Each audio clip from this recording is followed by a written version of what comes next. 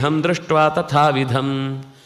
ಈ ಅಭಿಪ್ರಾಯ ಭೇದ ಇಲ್ಲದೆ ಗೆಳೆತನ ಅನ್ನೋದು ಕೇವಲ ಯಾರೋ ಇಬ್ಬರು ಕ್ಲಾಸ್ಮೇಟ್ಸ್ಗಳಲ್ಲಿ ಅಥವಾ ವಯಸ್ಸಿನಿಂದ ತುಂಬ ಆತ್ಮೀಯರಲ್ಲಿ ಒಂದೇ ಸಮನಾದ ವಯಸ್ಸಿನ ಅಂತರ ಇಲ್ಲದೇ ಇರುವವರ ಮಧ್ಯದಲ್ಲಿ ಮಾತ್ರ ಆಗಬೇಕಾಗಿಲ್ಲ.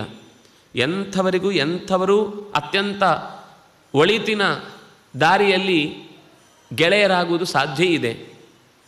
ಅದು ಸಂಪತ್ತು ನಾಶ ಆಗಲಿ ಅಥವಾ ಯಾವುದೋ ಒಂದು ಸುಖ ದೂರವಾಗಲಿ, ದೇಹವೇ ಬೇಕಾದರೆ ಘಾಸಿಗೊಂಡು ನಾಶವಾಗಲಿ, ಆದರೆ ಸಂಪತ್ತಿನ ಈ ಯಾವುದೇ ರೀತಿಯ ಅಡೆತಡೆಗಳು ಗೆಳೆತನಕ್ಕೆ ಕೊನೆ ತರದು, ಅದು ನಷ್ಟವಾಗದು. ಅಂತಹ ಗೆಳೆತನ ಅಂತ ವಯಸ್ಸ್ಯ ಪರಮಾಗತಿ. ಎಲ್ಲ ಸಂಬಂಧಗಳಿಗಿಂತ ಅತ್ಯಂತ ಗಟ್ಟಿಯಾದ ಸಂಬಂಧ ಅದು ಗೆಳೆತನದ್ದು ಅಂತ ಮಾತಾಡ್ತಾನೆ. ಅದು ನಮ್ಮ ಲೋಕದಲ್ಲೂ ನಾವು ಸ್ವಲ್ಪ ಯೋಚನೆ ಮಾಡಿದರೆ ಗೊತ್ತಾಗುವ ಸಂಗತಿ. ಹಾಗೆ ಅಂತೇಳಿ ಉಳಿದದ್ರ ನಿರಾಕರಣೆ ಮಾಡಲಿಲ್ಲ.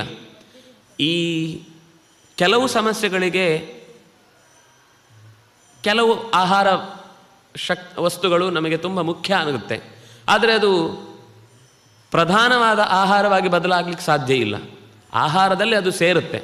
ಹಾಗೆಯೇ ಒಂದು ಗುರುವಿನ ಸಂಬಂಧ, ತಂದೆ ತಾಯಿಗಳ ಸಂಬಂಧ ಅದರದ್ದೇ ಆದ ಮಹತ್ವ ಇದ್ದೂ ಕೂಡ ಅಲ್ಲಿಯೂ ಕೆಲವೊಂದು ವಿಷಯಗಳಲ್ಲಿ ನಾವು ಜಾರಿ ಬೀಳುವ ಪ್ರಸಂಗ ಬಂದಾಗ ಅಥವಾ ಅಲ್ಲಿಯೂ ನಮಗೆ ತೊಡಕುಂಟಾದಾಗ ಒಳ್ಳೆಯ ಸಹವಾಸ ಸಂಘ ಅನ್ನುವಂಥದ್ದು ಗೆಳೆತನದಲ್ಲಿ ಇತ್ತು ಅಂದರೆ ಅದು ಅವನ ಬದುಕಿಗೆ ಹೊಸ ಮುಖವನ್ನೇ, ಹೊಸ ರೀತಿಯ ಪರಿವರ್ತನೆಯನ್ನೇ ಕೊಡುವುದರಲ್ಲಿ ಸಮರ್ಥ ಅನ್ನುವ ಮಾತನ್ನು ಸುಗ್ರೀವ ಹೇಳ್ತಾನೆ.